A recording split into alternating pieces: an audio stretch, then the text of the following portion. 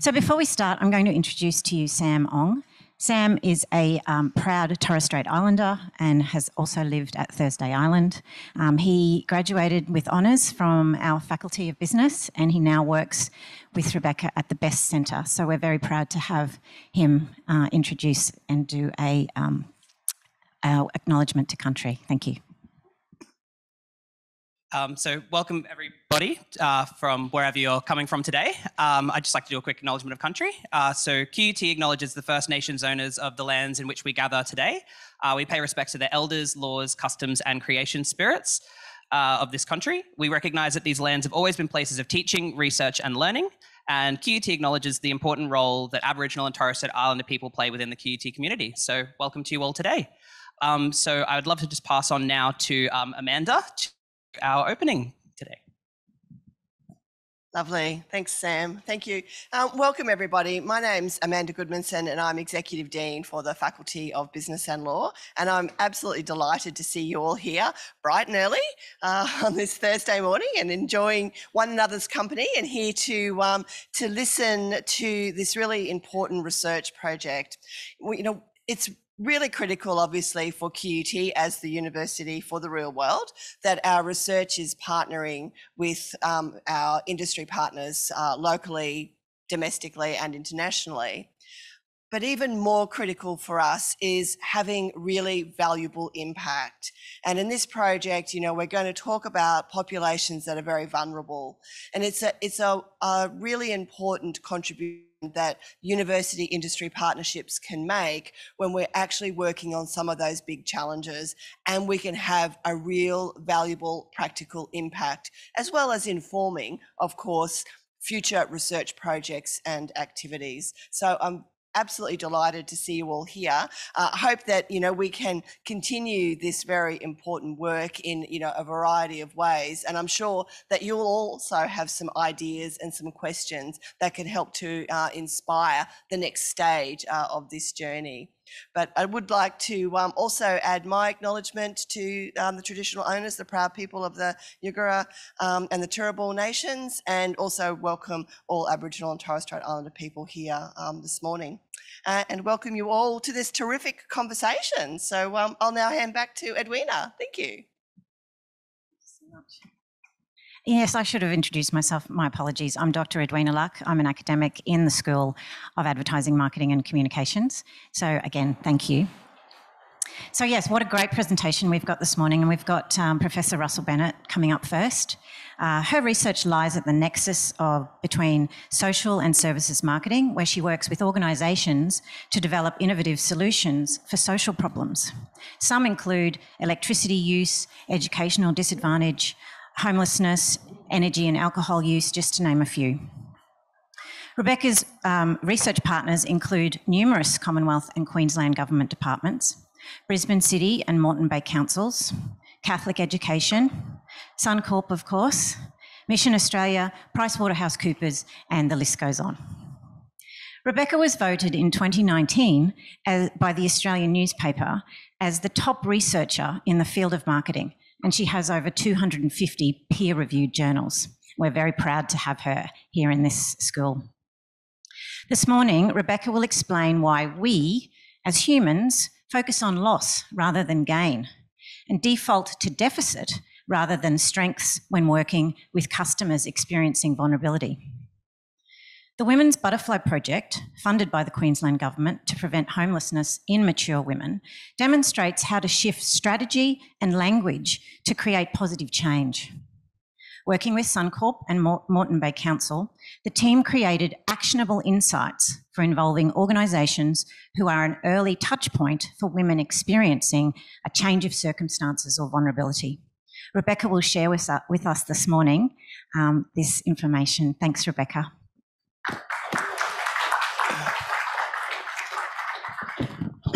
Okay. Testing, yep, it's working. Yeah, testing. Yep, that's fine. Okay, well, thank you all very much for coming along. I'm going to talk you through some of the key, or I guess the highlights this project, and we're really grateful for the funding we got for this. It was part of the Dignity First Fund of the then Department of Housing, now the Department of Communities, Housing and Digital Economy, and I think we've got a senior member of that department here, Mark. Just want to say thank you very much, because without that funding, we couldn't have done any of this. And one of the things that we've found is that the results from this project is resonating not just in the housing area, but across a whole range of sectors, and not just in Australia, but internationally. So whenever I present information about this project, it's really a bit of a game changer in terms of looking at the language that we use around social issues, as well as what are, how do we organise or involve organisations, particularly commercial organisations, to be part of the solution. And so that's what I'm going to talk you through today. I've got a QR code to our project website around the room. There's some posters and some leaflets, and that's the QR code that will direct you to the site that women actually use. So we have two sites, our project site and the website that is the actual portal for women. Okay, so I guess just a bit of human behaviour psychology. So as humans, we like to sort and classify. You walk into a room and immediately you want to kind of put people into a box. And I guess it's part of our hardwiring, our survival mechanism. Evolutionary psychologists really liken this to you're out in the wilds and there's a bear coming to you or there's a person coming to you. You need to immediately go, are they a friend or a foe? And there's certain indicators that we look at when we see people that we put them in those boxes. Now, as we've gone through society and gotten a little more sophisticated, and we're not fighting against the bears, well, certainly not literally, maybe metaphorically, we still need to look out and go, do we need to protect ourselves, or can we make an allegiance with this people? And that's really part of our hardwiring, and it's really hard, I guess, as a human to stop that. And that's where concepts like stereotypes come from. They're a naturally ingrained way of being in humans that have helped us in the past, but they can be very harmful. So we have to be very conscious and very aware of how we think. But under pressure, business as usual, we have a default, and that default is we like to sort and classify. Now, what this has meant is that when we see people, we either consciously or unconsciously label either the person or the situation. Now, typically, we've labelled the person, and so we use terms like homeless person, disabled person, drunk person, stupid person, whatever it might be. And we call this identity-first language. Now, what we know is that that terminology can actually be very harmful for people, but actually there's a whole bunch of stuff that it also limits us with in terms of solutions. And I'm going to talk about that in the next slide. So the alternative to labelling the person is to label the context. And this places the person before the condition. So it becomes a person experiencing homelessness or a person with a disability. Now you might go, semantics, right? And it's another word in the mix. Instead of saying disabled person, it's a person with a disability. Isn't this just all clunky? Isn't this just academics, playing with terminology? Well, not necessarily. And I'm going to show you why the distinction is important. Now, the caveat here is some communities do actually prefer identity first or condition first. And so it becomes a bit of a minefield. So you have to be very aware of the community that you're working with in terms of what their preference is. But when you don't know, the default is now label the situation rather than the person. And so what that means is we should classify the circumstance, not the characteristic. And as soon as we start to do that, we shift where the source of the problem is. Maybe it's not about changing the person. Maybe it's about changing the circumstance. Maybe it's not a permanent thing. Maybe it's something that actually could be shifted. And I've been doing work with the federal government around energy equity. And we moved the term from energy poverty, what people don't have, to energy equity, talking about electricity. And we've basically framed the notion that all people can experience a form of vulnerability at some point in their life. They're not that group out there. It's actually all of us. And when we design for vulnerability, we actually design for all. Because let's face it, we were all kids once. So we were experiencing vulnerability. If you have a child, That puts you in a position of vulnerability. You have a medical condition. We're all going to be old, hopefully. Well, that again. So all of us at some point are going to experience vulnerability. The degrees to which we experience it will vary, and the level of permanency or temporality about it will shift. But it's all of us. It's not them over there.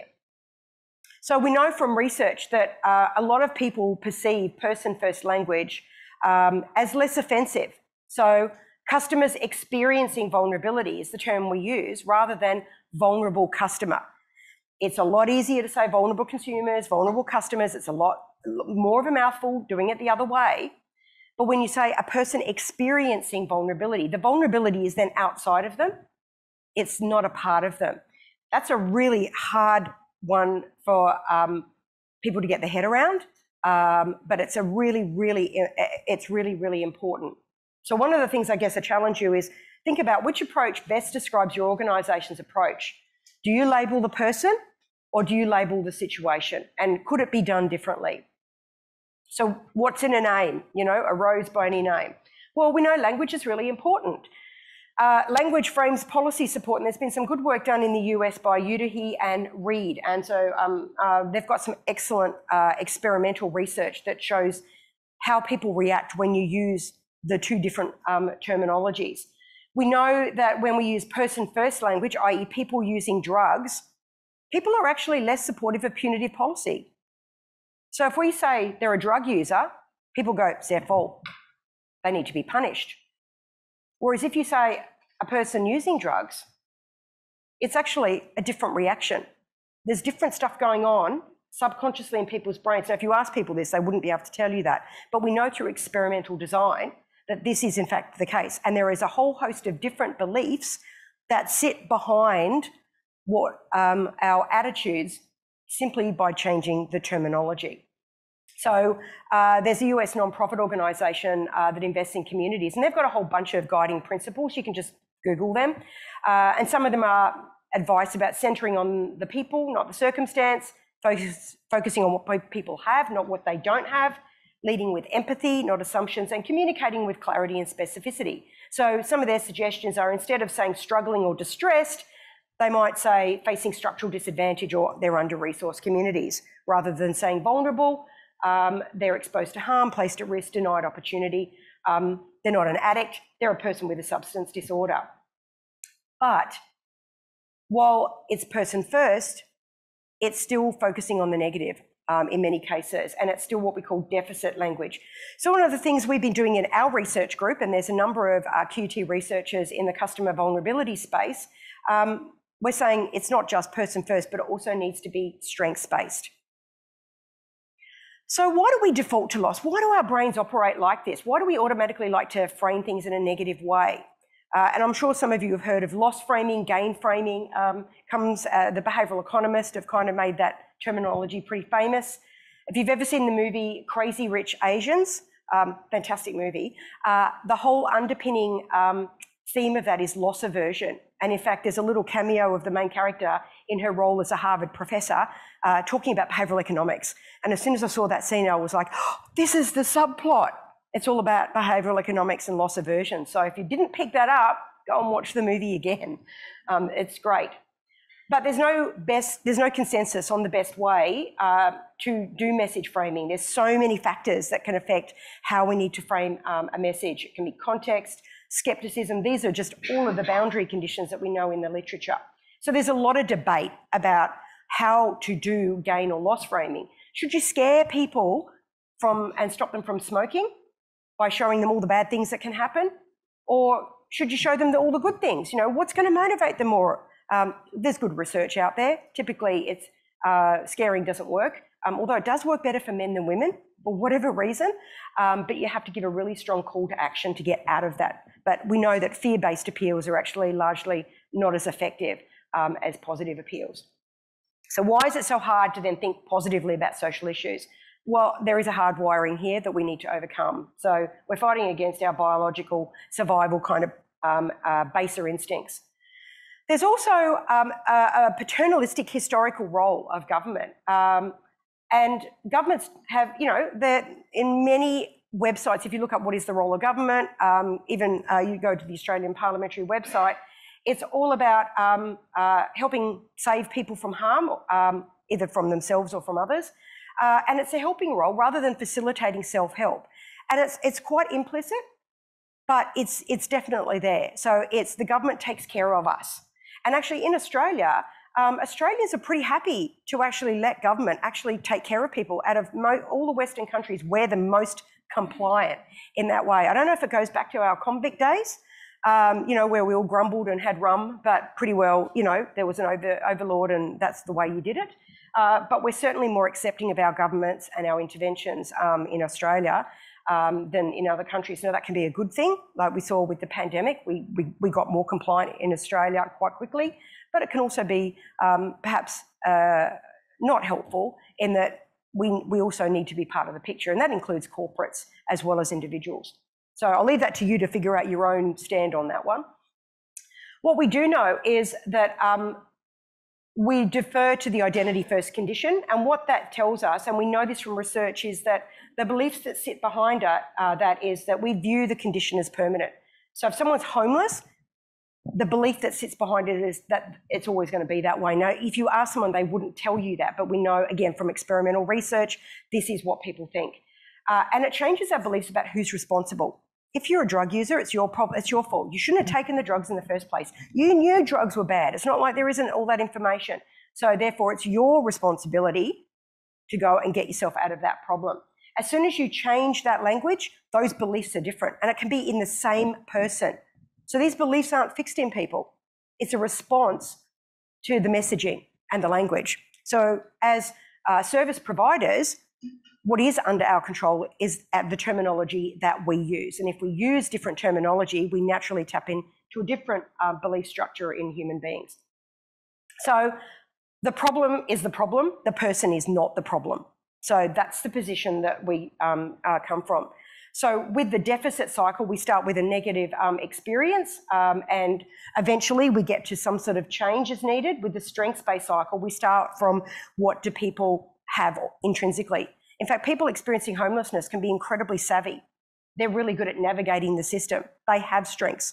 Yes, things are not great, but they actually have strengths they can leverage. And through the journal review process, I've actually really butted heads with a lot of reviewers over the fact that are people actually capable? Do people have capabilities that they can bring to the table? And my response to that is, as a marketer, don't believe me. Go and look at the social science literature. Go and look at the disability literature. Go and look at the poverty literature. Go and look at the justice literature. And that literature has evidence that says everybody has capability of some sort that they can bring to the table. And if you start from that strength, from that capability, you will end up with a more effective program than if you start with the you're powerless, you're hopeless, you don't have help, let me come and save you approach. So the marketers are only just cottoning on to this, but there's 20 years of literature in human behaviour that is out there. So if you don't believe me, please go on Google, it's all free, it's there. Trust me, I'm a doctor. Okay, so the Women's Butterfly Project. I'm not going to go through all the details of this because I'll get into it, but we went through a big journey here. We did start with a deficit lens. We started with homelessness, and it was this project that has shifted my perspective completely about customer vulnerability. We've now published in a top journal a new definition of vulnerability, which is all around strengths-based. So it's now permeating into the field, and it was this project that did it. So we started off, and we've had to rewrite our slides, all of our content, our methodology. I don't know how many versions we've got of everything because we found it difficult to stop defaulting to the deficit. So this is not an easy thing to do. So we started with the homelessness area. We looked at women over 55, and we wanted to do primary prevention. We did an environmental scan to look at what's the services that are already out there. And what we found is there's a lot of work in the crisis space. There was absolutely nothing at the very beginning of the pointy end when women experience a trigger of homelessness that's not in the violence or domestic abuse area. So what we identified in the literature review, there were 3 changes of circumstances that a lot of women experience. They are known triggers of homelessness, but nothing's out there for them. And that was a change of job, a change of income or relationship. They're 3 triggers, and nothing was being done. So we went, well, who are the organisations that women experiencing those circumstances come into contact with? And what if we worked with them? But we knew the challenge to us was, but it's not their job to solve or prevent homelessness, right? Their job is, I don't know, doing banking or a real estate agent, or they're a law firm. It's not their job. So how do you bring them into the, as a piece of the puzzle when it's not their job to solve this problem? And so we labelled them as early responders, as distinct to first responders, who are ambulance and people on the scene. And so we ended up picking Centre QUT and Moreton Bay Council as 2 providers that we thought, let's test a high-tech, high-touch approach. So with Centre QUT, we did the high-tech through in-app alerts. And with Moreton Bay Council, it was women coming into the library, trying to get help to fill in a form. They needed to find a lawyer. They needed help with the computer. And so we had a limited set of support tools, because what we're trying to do is a proof of concept. Can we involve early responders, and how does the high-tech, high-touch channel work? It wasn't to design some comprehensive solution, because we needed to work out, does this approach work before we could do anything else? We came up with a whole bunch of design principles, which I'll leave you to look at. They're on our website. And importantly, what we had to do was change the way that we framed the language. So we changed from preventing homelessness to empowering people to maintain secure housing. Our goal wasn't about stopping homelessness. Our goal was actually to help people maintain secure housing. And so we thought, you don't have a homeless strategy, you have a housing strategy. Banks don't have a don't go bankrupt strategy, they have a profit strategy. So why do we have a strategy that's framed in the negative when it's the thing we're trying to avoid? Because all it does is puts that word in everybody's head, right? It makes no sense when you actually think about it. We wanted to frame the problem from a persona's perspective and use design thinking. And we wanted it to be very much about empowerment and well-being. So we did a whole series of service design. We involved people with lived experiences. We had expert proxies. We worked with Mission Australia, Q Shelter, Tenants Queensland. And we had lots and lots of iterations that we went through to develop every aspect of the program. And we came up with 4 personas. And so we decided we'd use butterflies, and that's where the Women's Butterfly Project came from, because we thought butterflies is a metaphor that women could understand. It's a bit friendly, and it gives us lots of room to play with as a marketer, right, from a brand point of view. All of those are on the pointy end, the prevention end. So if you think of cancer screening, so cancer screening is well women. Most people who get a breast screen will never get sick, but some will, and then they will go into the treatment phase. Well, we use that, I guess, as a guide. So what we had to work out with was, if we contacted women over 55 experiencing a change of circumstance, not all of them were going to end up with homelessness. And we couldn't use that language, therefore, because most of the women that wouldn't resonate with. And even women at risk don't identify themselves actually as at risk of homelessness. So we've got a bit of a continuum here of our personas with Amber. She's fine. She's experiencing the change of circumstance. She's never at risk. All the way to Delia, who's about to hit that tipping point and potentially have nowhere to live. And so we refined the profiles, put a lot of science around what these women looked like. And then we basically designed up a portal that was a different version for each of these personas. And so through Centre QUT, they would get an in-app alert that would drive them to the website. At Moreton Bay Council, they would have a conversation or be given one of the handouts around the room, and that would take them to the portal. And so basically when they landed on the portal, very light touch. We had people from our design field on the project at the School of Design here. It's super simple. There's like 4 menu items on there. The idea was is when a woman's in stress, she doesn't need to figure out how to navigate a website. If there is any kind of threat of harm, she can close the website and there's no cookie. So we did a complete risk mitigation strategy around this to make it simple and easy to use. They complete a persona quiz. That's how we know what they are. There was 10 questions. Some of them are important questions. Others are more fluff. What do you do on a Friday night? What's your go-to comfort source? And then they land on a version of the page that's suited to that persona based on the literature and the research we did. So for Amber, she's not at risk, but what she needs is social wellbeing. So we have 5 wellbeing dimensions in a different order for each persona based on what the needs of that persona are. Delia, about to head into crisis, her most important need is financial, and then the others are different variations. So what we did was we had to reframe constantly our project, change the title. We even changed the design principles. We had to remove language out of our persona profiles. We had used the word risk. That's a scary term. And given that women saw their own description of their persona, we needed to have something customer facing. We needed to change the language in the quiz that had snuck in. And we needed to change how we framed the tools. Rather than focusing on resources, we use language like human capabilities. We have a whole glossary and we have a toolkit for those who are interested in the detail of this. It's up on our website and I'll put the QR code up for that. And I think there's some hard copies at the back as well. And so you can see that we had to move from the strengths-based to the deficit language, and we had to do this in minute detail. So my advice to any of you wanting to do a strengths-based approach, have a glossary, have something the team all agrees on, because it just makes it so much easier when you're putting material together to go, what's the word that we're going to use here? Do something like this. So we needed to reframe the social issue. We needed to rewire our own brains and be just really conscious of that hardwiring. We needed to really relate to the client and really have empathy and come from a user design thinking approach. We had to revise our language and we had to constantly redesign our method. So my last slide here is, as organisations, how can you then support some of these really big challenges? It might not be your job to deal with poverty or to deal with domestic violence or to deal with homelessness. You need a strategic approach to this. And so we've got a guide in our toolkit that says, well, there are different ways you can do this. You can be the champion, you can lead, like Suncorp has, and you'll hear more from Amanda about how they do more than this project. Maybe it's a little bit that you can do. So you might just be send in-app alerts or have some brochures or flyers or something along the line. So that's sort of like that mid-range. And then finally, organisations that care. It could be part of a broader CSR strategy. And there are different things you can do and different actions you can take depending on strategically where you want to play and where that cause can actually fit into your organisation. And we've got the details of that in our toolkit. So if you're interested in the toolkit, that's the QR code.